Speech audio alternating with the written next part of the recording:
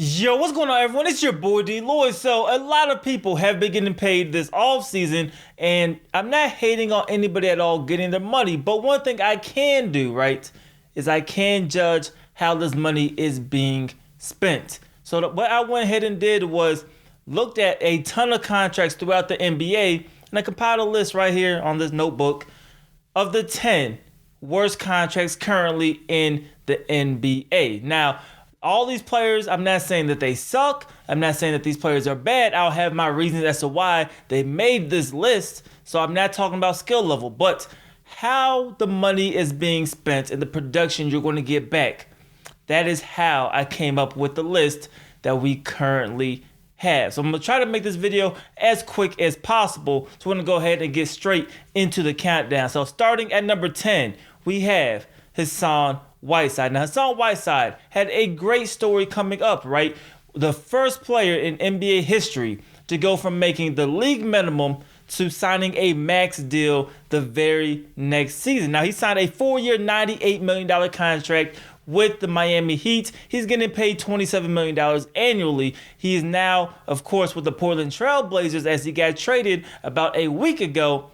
But Hassan Whiteside has not lived up to this contract at all. Literally, as soon as he got his paycheck, everything else about Hassan Whiteside pretty much just got worse, right? He wasn't playing as hard as he was. And we're not saying he was, the hardest worker ever. Like, we knew that was always a flaw, but it probably got a little worse once he started getting those couple millies in his bank account. So the contract that he signed, making that type of money, $98 million over 4 years. Have you seen that production out of Hassan Whiteside?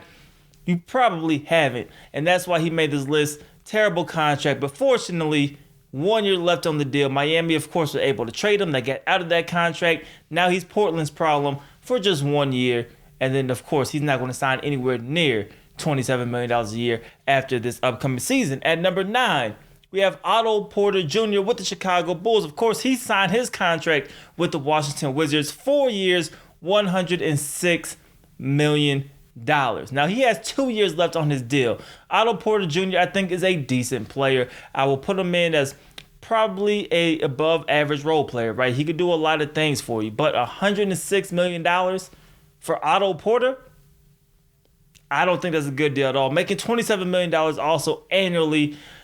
The Wizards knew what they were doing when they shipped him out in the Jabari Parker deal. They're able now to kind of wipe their hands clean with it.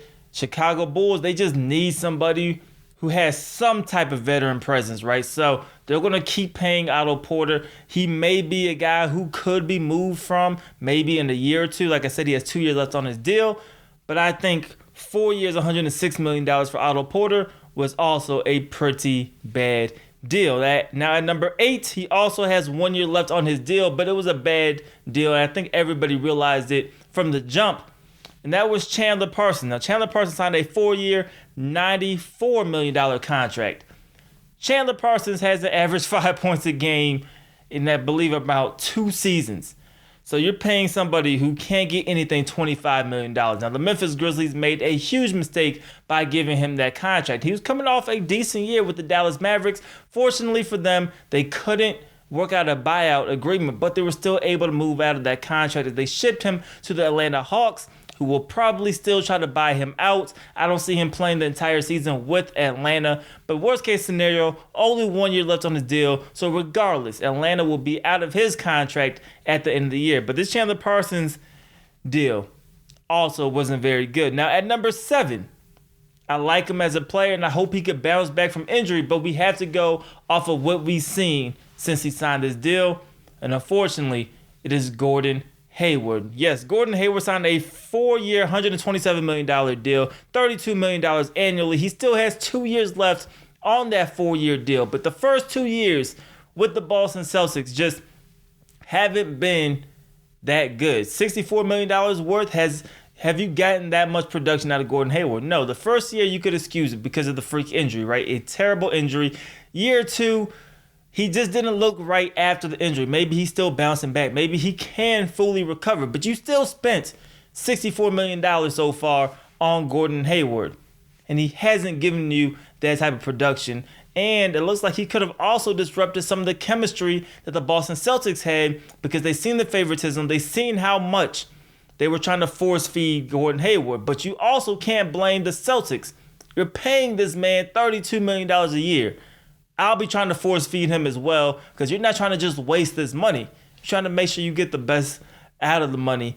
And they tried that. But Gordon Hayward so far, I don't think he's really lived up to this deal. We'll see. Like I said, I'm rooting for him. I hope he can bounce back. But it hasn't been a good contract thus far. Now at number 6, we have Nicolas Batum. Yes, Nicolas Batum signed a 5-year, $120 million contract with the Charlotte Hornets. He still has 2 years left on his deal, getting paid $25 million per. And he could be a large reason why Kemba Walker didn't get the Supermax that he wanted with the Charlotte Hornets. Now, the Hornets are a team, essentially, they're rebuilding, right? They were always a French team, always trying their hardest to just maybe get a lower seed in the Eastern Conference.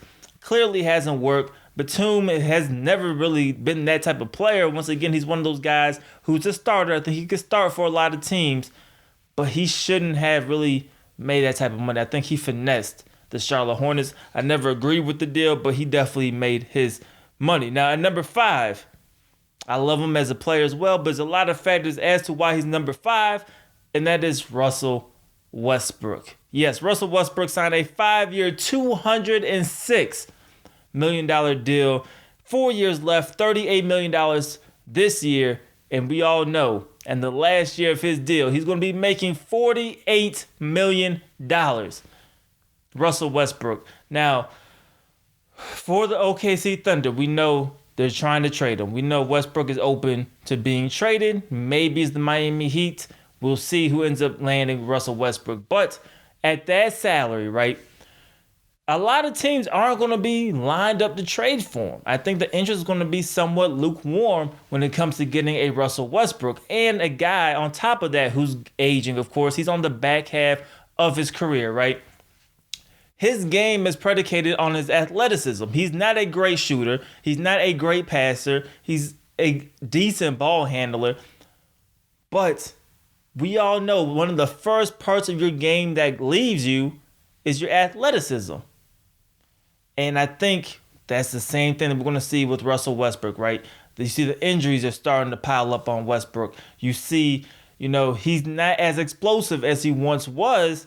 And that's, yes, due to the injuries, but it's also due to him getting a little bit older. Now, I don't think it's going to take an effect maybe in the first 2 years, maybe the first 3 years. But year 4, he's making $48 million. Are we going to still see the Westbrook that is going extremely hard, right? Dunking on people, just being that crazy athlete that we see right now? I'm not quite sure. So you have to look at other ways he can still produce. We know he is not a great shooter. Now, can he develop that? Yes, he could theoretically develop it, but that's something that you probably would have seen at this point in his career. I think Russell Westbrook is going to end up climbing this list if I do in the future seasons, but for right now, we have him at 5. I just don't like the deal, and that's the main reason teams aren't lined up to trade for Russ at this moment. Now, at number 4, we have Kevin Love. Now, Kevin Love signed a 4-year, $120 million extension. The one saving grace to Kevin Love's contract is that he actually gets paid less on the final year of his deal than he does any other year, but he still averages $28 million a year, 4 years left on this deal, and it really doesn't make a lot of sense. When Cleveland lost LeBron James, you could have tried to trade Kevin Love or sign him to a better deal, shorter deal, kind of work something out. But to extend him for the 4 years really just never made sense to me. Cleveland is not going to be a team that is competing for a championship within those 4 years. So clearly you got him as an asset that you could try to move later on. You try to do right by Kevin Love by paying him. So I see that, but business-wise, it does not make sense. Now, Kevin Love's still a fine player. Kevin Love is a guy who I think could help a lot of teams. I was one of the guys that really hoped that Portland was able to get Kevin Love this offseason. Not sure if that's going to happen at this point, but I think he could go to a team that's on the fringe, right? A playoff team, and he could help improve that team. But at this point, Kevin Love, $28 million this year. That's going to creep up to $31 million over the next 2 years before it goes back down. I think you're paying way too much for Kevin Love, especially at his age. Now, a younger guy who, once he got paid, his game just dramatically fell off. At number 3, we have Andrew Wiggins. The former first overall draft pick signed a 5-year, $147 million contract. And almost immediately, all production from Andrew Wiggins fell off. Just 2 years ago, he looked like he's going to live up to the first overall draft pick. Now, some people will go as far as calling Andrew Wiggins a bust. I would not call him a bust because he's still going to get you 17, 18 points per game every season for the foreseeable future, right? He had that great year where he gave you 23 points per game. That's the year you thought maybe Andrew Wiggins is coming around. But as a matter of fact, he was just playing for the contract. Once he got his money, all effort, all enthusiasm that he did play with went out the window. And now he just looks like a guy who's here to collect his check. Maybe when you get closer to the end of his deal, he has 4 years left, you'll see Andrew Wiggins reemerge, try to collect another paycheck. But for right now, Andrew Wiggins, I don't know what's going on with the dude. He has all of the physical abilities you want. He has the skills. He just can't put everything together. Now, at number 2, this one hurts. You guys know I graduated from the University of Kentucky. I root for every Kentucky player in the NBA, and he's still one of my favorite point guards to watch. But unfortunately, at number 2, I have to put in John Wall. An explosive player, just like Russell Westbrook, another guy whose game is predicated on his athleticism. He can pass the ball, a very, very good passer, underrated passer in my opinion. He can run the whole offense for you. He can play defense for you. He just can't shoot. And that is one thing that stays with you the longest. Your shooting ability can stay with you the longest. Now, we see the injuries now to John Wall. Will he be able to bounce back? Like I said, I'm rooting for him. I hope he can bounce back. But 4-year, $171 million deal, $38 million per year, 4 years left on that deal. You know he's going to go start making over $40 million per year after this season. And we know with him and Bradley Beal, things just could not work for whatever reason. There's a ton of speculation as to why, but we know that experiment hasn't really worked. Now, the thing that's making it very difficult is that a lot of teams don't want to trade for John Wall. And preferably, the Wizards would trade John Wall and keep Bradley Beal. That is what they ultimately want to do. We knew they had a deal, once again, with the Miami Heat. Seems like the Heat trying to save these teams from playing these bad contracts to point guards. They had a deal almost worked out and completed with the Miami Heat for John Wall before the trade deadline. That ultimately fell through. The Heat now trying to get Russell Westbrook. But for John Wall, a very, very good player. I think he's still underrated. He has to learn how to shoot if that's ever going to be part of his game. But $38 million this year, $40 million plus the following 3 years. You have to put John Wall there as one of the worst contracts. And then at number 1, because of age, because of injury, and because it may not work, especially in the deep Western Conference, you have to put Chris Paul at number 1. 4 years, $159 million contract. $38 million this year. Then, of course, that goes into the 40s after this season. Chris Paul, when he signed it was a bad deal then. No other team was going to give Chris Paul that contract.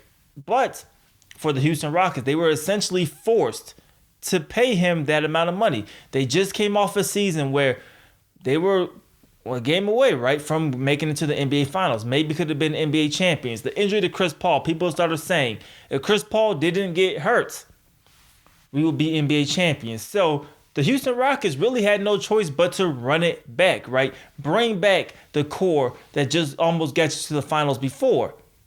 So what you have to do to make sure that happened, you had to pay Chris Paul, who's already out of his prime. At least with John Wall, at least with Russell Westbrook, you still have some of that prime years left.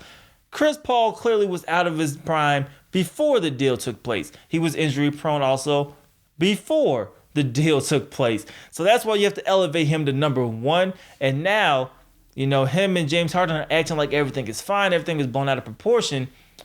But you see on the court how there could be chemistry issues there. You see some of the frustration levels there. And is Chris Paul getting any better? And we've seen how the Western Conference is even more loaded, right? More stacked this year than it was last year. And I think Houston is going to end up taking that step back. And you're stuck paying Chris Paul this type of money. Because after this year, he goes to $40 million, then $44 million. Nobody is going to touch that Chris Paul contract. So you're essentially stuck until the man retires, and you have 3 years left of Chris Paul on that deal. So that is my top 10 of the worst NBA contracts currently in the league. You guys let me know. Am I wrong on some of these? Am I right on some of these? Did I miss some people? I almost put Harrison Barnes in there. I didn't really like his deal, but he's still young enough. He can still contribute a little bit to the Sacramento Kings this year. I just wasn't in love with it. But you guys let me know, who do you think has some of the worst contracts in the NBA in the comment section below. It's your boy DLloyd. I'm going to see y'all next time. Peace.